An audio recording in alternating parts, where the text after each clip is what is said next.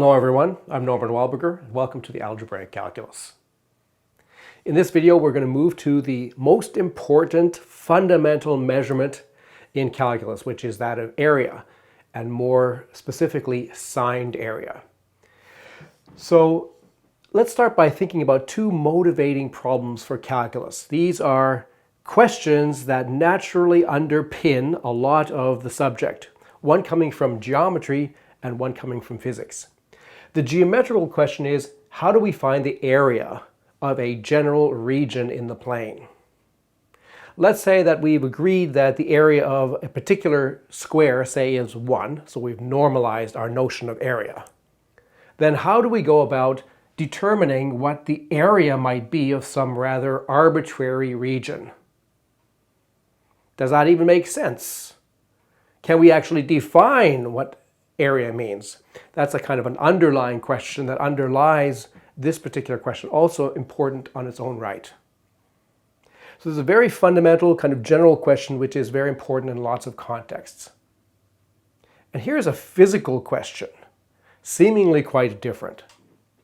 It's how do we find the trajectory of a particle given the forces acting on it? So suppose we're interested in the trajectory of a particle denoted by this little black dot, this trajectory here. And suppose that we know in advance the forces that this particle will feel at any given point. For example, this is maybe a situation, you can imagine a gravitational situation, maybe out in space. Perhaps these are planets, and perhaps this is a comet or some kind of object, maybe a satellite even. Now, as it gets closer to one of these planets, it's going to feel gravitational attraction towards those planets. So at this stage here, this vector represents the force that this particle feels due to that little planet there. There will also be a smaller force due to that planet because it's further away, and another force due to this bigger planet, but that's also further away. So altogether, we know what the forces are that are acting on the particle at that particular time. And then at some other place, say there, well, the forces are different, but we can still calculate what the forces are. Typically, there will be a force towards this planet, a force towards this one, and a force towards this one, depending on how far away we are from those various planets. So we're in the situation where we are theoretically able to calculate the forces on a particle at any given point, and we want to deduce from that what the particle is actually doing. Of course, this is a fundamental problem in physics, absolutely fundamental problem, and really appreciated by Newton, who sort of put this on the map, and thereby really in some sense kind of initiated modern physics. And one of the things that Newton realized is that this problem here, coming purely from physics, and this problem here, coming from geometry, are somehow fundamentally connected. So if you have technology in place to be able to calculate areas successfully of rather general regions, then you are in a position to be able to tackle this kind of problem. Now, why it is that this problem reduces or is closely related to this kind of problem is an interesting question which we'll have to develop. But nevertheless, this is a fundamental insight that both of the situations are somehow captured by this problem of trying to find areas of planar figures. So this is really a fundamental problem, a motivating problem for calculus. So this video is going to be mostly about area. In a kind of introductory way, we want to introduce different ways of looking at areas. We're not going to assume that we already know exactly what area is. I know we all have a visual or perhaps intuitive understanding of it, but we want to get at actually a more precise mathematical underpinning of that concept. It turns out that that's not so easy to do, and it's important not to just assume that we know what area is. Okay, it's going to be a powerful thing for us to actually address the issue of what exactly area is and how do we set it up and establish the properties that it ought to have. Okay, so a good starting point for this discussion is to go back to antiquity, because people have been talking about areas for a long time. And let's look at some fundamental formulas for areas that you'll probably be already quite familiar with. So some area formulas from antiquity. A good place to start is with the simplest formula, which is that of a rectangle. So we're in the context now of Euclidean geometry, where we can assume that we have a notion of length and also of perpendicularity. That defines a rectangle for us there with sides, say, B and H, and we all know that the area is the product of the base times the height. Another well-known formula, a little bit more sophisticated, is that often attributed to Euclid, the area of a triangle, in terms of its base and its height now. So this involves a perpendicular height, where we're going from that point directly down perpendicularly to the base and measuring that height h. In that case, the area of the triangle is the base times the height divided by 2. And we can derive this one from this one with a little bit of cut and pasting. A little bit more sophisticated is the area of a trapezoid, where we have a base, and then perpendicular to the base we have these two sides emanating up. h1 and h2 are their heights, but they don't have to be equal. So we may have a sloping top. And in that case, the area is given by the base times the average of the heights, h1 plus h2 over 2. And this is a beautiful formula that was known to the old Babylonians, for example. Of course, there's another famous formula that school kids learn, the area of a circle. So we all know that if we have a circle of radius r, then its area is pi r squared. And what is pi? Well, that's a good question. Okay, so pi is some kind of irrational number that has some decimal expansion, some of which we can get our calculator to tell us what it is, but in fact it actually supposedly extends infinitely far off. So it's not really an object that I accept into my mathematical world. And so we are not going to actually use pi as a number in the standard fashion. Thereby I put this kind of formula in quotes, alerting us to the fact that this formula, useful though it may be in an applied or approximate sense, is not really part of our pure, completely solid mathematics on account of the ambiguity or potential ambiguity in that pi. To the ancients, it wasn't entirely always obvious that the radius should be the crucial measurement.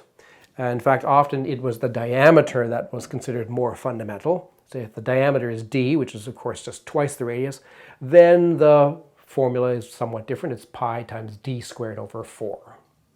Here's another somewhat contentious, famous formula from antiquity. Another formula for the area of a triangle that's usually attributed to Heron, although Arab sources actually suggest that Archimedes knew this formula. So it's a formula that involves the three side lengths of the triangle now, not a base and a height, sides A, B, and C. Then the formula involves this other quantity called S, which is A plus B plus C over 2, sometimes called the semi-perimeter. It's halfway around the perimeter. Okay, and here's the formula, that it's the square root of S times S minus A times S minus B times S minus C. And there's quotes around this because here is a square root operation, which is outside of our algebraic capabilities, to be honest. We can calculate square roots only approximately. So if this number here is, say, 17, the square root of 17 is not something that actually exists completely, clearly, tangibly in our mathematical world. It's something that we can get our computer to generate more and more digits of, okay? But the actual quantity, square root of 17, its existence even, or its definition, is highly debatable. And in my Math Foundations series, I talk a lot about the difficulties in thinking about things like that. But here we're just going to put this in quotes, and we're going to try to steer clear from using square roots in anything other than an approximate sense. So this is an important formula from a historical point of view, and it's actually useful practically if you're just making approximate calculations. But theoretically, there's a big question mark around it. So these are some of the classical formulas for areas. Which of them is going to be the crucial one for calculus? Well, you might be surprised to find out that none of those formulas is the crucial formula that we're going to be using for calculus. None of them. In the standard treatment of calculus that you find in almost all modern textbooks, the rectangle area formula is the fundamental one. It certainly seems to be the fundamental formula. The area of a rectangle is the base times the height. And in almost all calculus books, you see diagrams like this that show you a function, y equals f of x, maybe an interval a to b on the x-axis, and we're interested in the area underneath the function from a to b. Right? That's a fundamental thing that we're interested in calculus. Usually denoted by this symbol here, the integral from a to b of f of x dx. That means or signifies the area under f of x from a to b. Now, when classical calculus tries to get at what this thing is, invariably rectangles are used. And this formula is the underpinning of it. So what one typically does is one creates rectangles which are, say, underneath the function, and then uses this formula to add up the areas of those rectangles, giving us some kind of lower approximation to the area under the curve. And then one correspondingly looks at rectangles which are sitting above the function, denoted by these red things. So these are bigger rectangles. And then one computes the rectangle sum of the areas of all those red rectangles, and that's going to be on top or above the desired area. And so we have the area sort of captured by this sum of rectangles, and this sum of rectangles sort of sandwiched in between them. And then one has to place a kind of magical limiting process, and one has to make these rectangles really small, and then hope that in some sense some kind of limiting process yields the actual area that one is interested in. So those of you who have taken calculus before, you will be completely indoctrinated that this is the approach to calculus that one takes. Okay? It's not the approach to calculus that we are going to take in this course. We are going to go down a different road. And the different road will make things very, very different. Okay? And we'll see things from a different point of view. So what could possibly replace this area formula? What could be simpler than the area of a rectangle? What could be more fundamental than the area of a rectangle? Well, there is something simpler and more fundamental than the area of a rectangle. And it's that simpler and more fundamental notion of area that we have to get at, and that's what we are going to use to build up our new algebraic calculus. So let me at least indicate why we might want to do something differently from the standard treatment. What's wrong with just concentrating on area equals base times height in the context of rectangles? Okay, so there's some difficulties with that approach. Okay, and here are some of the difficulties sort of simply stated. The first one is that of consistency. So suppose that we take the point of view that we are going to define areas in terms of the basic building blocks, rectangles that look like this. Okay, so consider this rectangle here. Okay, you see that it's of this form here, and so it has a base and height, and we could calculate its area. But you see that I've also subdivided into lots of other little rectangles, which are also of this kind. The sides of all these little rectangles are also either horizontal or vertical. So we can calculate the areas of each one of these little rectangles by exactly the same kind of formula.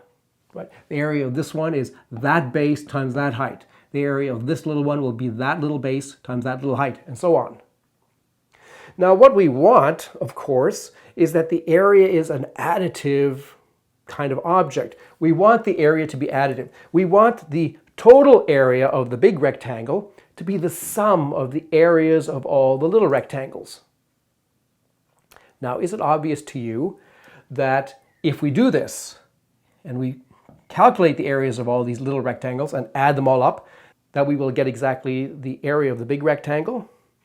You see, there's something to be proven there, and it's actually reasonably delicate to actually make that argument precise. But the situation is then much more complicated when we look at rectangles which are not in this sort of standard position, but maybe rotated. So have a look at this thing here. Okay, this is a rectangle, but it's been rotated. It's no longer with sides parallel to the vertical and the horizontal. Nevertheless, we could sort of use these kinds of rectangles indirectly to try to calculate that area. Here's how we could do it. So suppose that we subdivide this tilted rectangle into a bunch of, well, rectangles and triangles the way I've done it using horizontal and vertical lines. Okay? So consider this triangle here, for example.